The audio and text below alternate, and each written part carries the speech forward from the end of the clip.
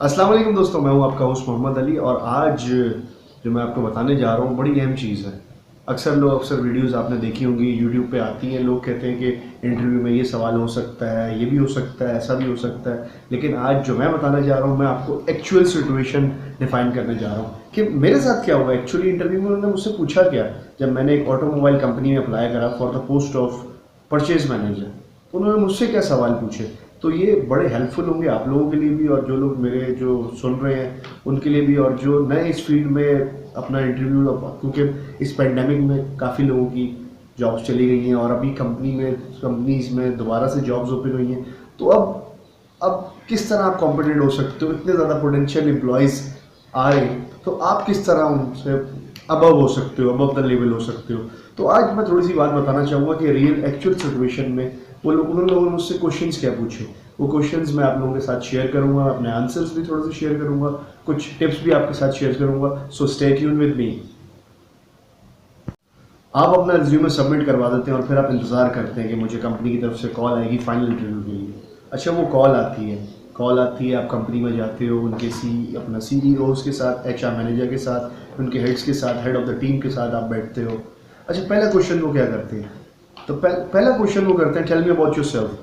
Tell me about yourself इसका मतलब ये नहीं है कि आप अपनी हॉबीज़, अपने कुत्ते का नाम, अपनी गाड़ी का नाम उनको बताएंगे कि मुझे ये गाड़ी पसंद है और मैं ये चलाता हूँ और मेरे कुत्ते का नाम ये है। ये एक एक्चुअली ट्रिक क्वेश्चन है। सो पहला क्वेश्चन उन्होंने पूछा, टेल मी अबाउट योरसेल्फ। आपने अपनी वोल लाइफ स्टोरी सुनानी, ये ट्रिक क्वेश्चन है। The actual thing is they are asking what value you can bring to the company. आपने अपना लाइफ स्टोरी नहीं सुनाना है, आपने बताना है कि मैंने किस तरह अपने आप को मैनेज करा थ्रू आउट माई करियर।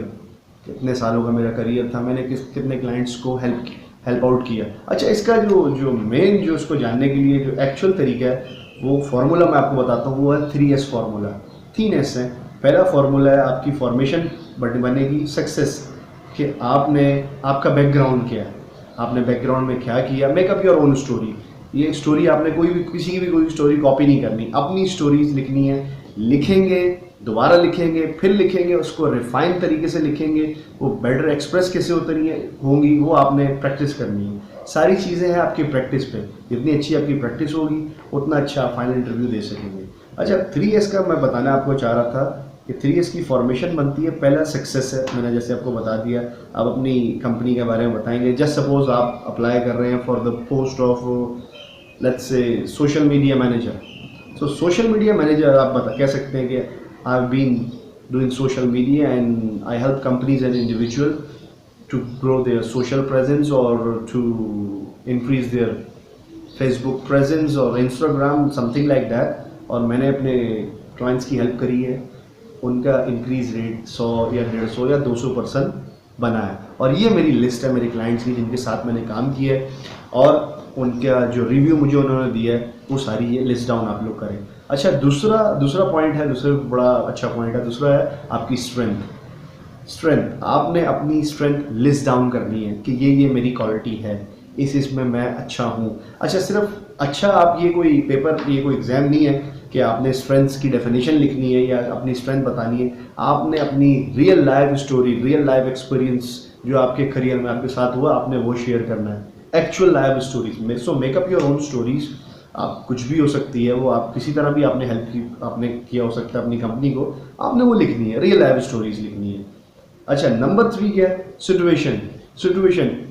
अक्सर जो है लोग इसमें घबरा जाते हैं कि सिचुएशन सबसे कंपनी का सबसे अहम क्वेश्चन होता है। वो कहती है कि जब प्रॉब्लम हुई तो आपने क्या किया। आप अगर जस्ट सपोज मैं ऑटोमोबाइल कंपनी में था, उन्होंने कहा कि आप अगर लॉजिस्टिक या शिपिंग डिपार्टमेंट में थे, आपने क्या किया कि कुछ ऐसा किया कि कंपनी के जो ओवरहेड्स थे या जो शिपिंग की जो कॉस्ट आ रही थी या लॉजिस्टिक की जो प्रॉब्लम आ रही थी, उसमें आपने कोई ऐसा स्टेप लिया जिससे उनको काफ़ी बचत हुई, कंपनी को प्रॉफिट हुआ। आपने ये स्टोरी सोचनी है कि यार मैंने ऐसा क्या किया होगा तो लाजिम, लेकिन उस वक्त याद नहीं आता। तो बेटर है कि आप सोचें और लिखें उस चीज़ का। कुछ लोगों के पर्सपेक्टिव्स होते हैं, वो सिर्फ जो है चीज़ों के मतलब याद करके चले जाते हैं, लेकिन उन चीज़ों को अपनी लाइफ के साथ कनेक्ट नहीं करते। तो इंटरव्यू भी जो होता है वो इतना अच्छा परसीव नहीं कर पाता आपकी बातों को। आपको रियल लाइफ स्टोरी चाहिए। Everyone likes a story and make up your own story. So मुझसे जो सवालात हुए, उन्होंने कहा कि अगर आपके पास कोई आपको आउटसोर्सिंग करनी होती थी तो आप आउटसोर्सिंग किस तरह करते थे, किस कंपनी के साथ करते थे, लिस्ट करें कितनी बार आपने आउटसोर्सिंग करी और कितना कंपनी को कुछ फ़ायदा हुआ या नहीं हुआ। अच्छा, दूसरा उन्होंने मुझसे पूछा कि आपने कभी अपने कोलीग्स को, अपने जो टीम वर्कर आपके साथ थे, जो आपके टीम मेंबर्स आपके प्रीवियस कंपनी में आपके साथ थे, उनको कभी आपने ट्रेन किया, कोई उनसे ट्रेनिंग हासिल करी, अगर ट्रेन किया तो वो क्या ट्रेन किया, किस तरह ट्रेन किया, क्या सिचुएशन थी, क्या प्रॉब्लम आ रही थी तो आपको ट्रेन करना ज़रूरी पड़ रहा था, आपकी अपनी वीकनेस क्या है। सबसे जो मेन सवाल आता है वो ये आता है कि आपकी अपनी वीकनेस क्या है। अच्छा, अपनी वीकनेस का मतलब ये नहीं है कि आप अपनी एक्चुअल वीकनेस बता दें कि भाई मुझे तो बड़ी शर्म आती है, नहीं, आपने वीकनेस इस तरह बयान करनी है कि ये मेरी वीकनेस है और मैं इसको स्ट्रेंथ बनाने की ये कोशिशें कर रहा हूँ। सो ये बड़ा मज़ेदार सवाल है कि आपकी वीकनेस जो है वो आप अपना वीकनेस बताते भी नहीं है और एक्चुअली डिफाइन भी कर रहे होते हैं कि ये मेरी वीकनेस है और मैं इस पर काम कर रहा हूँ। लेट्स से कि मेरी वीकनेस है वो है सेल्फ कॉन्फिडेंस। मुझे शर्म आती है, मुझे डर लगता है, मुझे अजीब सा लगता है कि मैं किसी अननोन के सामने अगर स्टोरी कोई भी डिफाइन कर रहा हूँ तो मुझे शर्म आती है और मैं इस पर काम कर रहा हूँ। मैं बुक्स भी पढ़ रहा हूँ और मैं काफ़ी मेंटर्स की वीडियोस भी देख रहा हूँ ताकि मेरी सेल्फ एंजाइटी जो है वो दूर हो जाए, जो प्रॉब्लम मेरे साथ दूर हो जाए। और मैं कोचेबल भी हूँ, मैं अगर आप मुझे सिखाना चाहेंगे मैं सीखने की कोशिश करूँगा। ये इस टाइप का कोई आंसर होना चाहिए आपका कि ये मेरी वीकनेस है और मैं इसको सही करने के लिए ये काम कर रहा हूँ। तो ज़्यादा अच्छा इफेक्ट तब पड़ता है कि जब आपको आपकी वीकनेस पता हो। कुछ लोगों को अपनी वीकनेस पता ही नहीं होती, वो कहते हैं we are workaholic, we are perfectionist. तो ऐसा हो ही नहीं सकता, हर बंदे की कोई वीकनेस होती है और वीकनेस पे काम किया जा सकता है। ये we are all human being, होता है ऐसा। लेकिन आप बोलें कि मैं तो बिल्कुल रोबोट का बच्चा हूँ, मैं 100% दे सकता हूँ, ऐसा नहीं हो सकता। So be natural, be in your own way, be natural, be the best. एक और सवाल उन्होंने मुझसे किया कि आपने कोई स्किल अपनी प्रीवियस कंपनी में सीखा जो आपके काम आया हो। ये भी बड़ी अच्छी बात होती है, कंपनी में इंसान काम करता है, बहुत कुछ लोगों से सीखता है, एक दूसरे से सीखना, लर्निंग प्रोसेस तो चलता ही रहता है। तो वो बताना पड़ा। प्रीवियस कंपनी के साथ आपने कोई ऐसी सिचुएशन हुई जिनसे इनका प्रॉफिट मार्जिन एक लिमिटेड चल रहा था और आपने ऐसा बूस्ट किया, ऐसा आइडिया दिया कि वो प्रॉफिट मार्जिन जो है वो शूट हो गया, डायनामिक हो गया, बढ़ गया। ऐसी कोई चीज़, ऐसी सिचुएशन। और भी उन्होंने मेरे से सवाल पूछे कि आप बताएं कि आपने आज तक अपनी कंपनी में आपका किसी के साथ आर्गूमेंट हुआ, अगर आर्गूमेंट आपकी कोलीग्स या एम्प्लॉइज़ के साथ हुआ भी है तो आपने उसको किस तरह डील करा, क्या एक्चुअल सिचुएशन थी। तो ये सारी stories at the same time, एक आधी तो आप शायद बना लेंगे बैठे बैठे, लेकिन एक साथ 10-11 जब स्टोरीज बनानी पड़ती हैं तो वो उनको बताने एंड आई एम सॉरी, मतलब है कि यार मेरे पास साथ तो बहुत सारे वाक़ियात हुए, तो अगर वाक़ियात ही बताने हैं तो बताने में कौन सी बड़ी बात है, मैं वाक़ियात बयान कर दूंगा, कोई बड़ी बात नहीं। लेकिन एक्चुअल थिंग ये होती है कि सिर्फ वाक़ियात आपके बयान नहीं होते, आपके बोलने का स्टाइल, आपके बयान करने के जो अल्फाज हैं वो कैसे हैं। आप जब बयान करते हैं, अगर कोई आर्गूमेंट, कोई गुस्से वाली बात बयान करते हैं, कोई अच्छी बात डिफाइन करते हैं, तो आपके फेशियल एक्सप्रेशन, आपके जो अल्फाज अदायगी है वो है क्या एक्चुअली। तो वो अगर आप सिर्फ कहेंगे कि यार मेरे साथ तो बड़ी स्टोरियाँ हुई, मैं तो इतना बड़ा करियर मेरा रहा और मैं इतने ज़्यादा मैंने मंजन बेचे, तो मैं कोई भी स्टोरी सुना दूंगा, ऐसे नहीं हो सकता।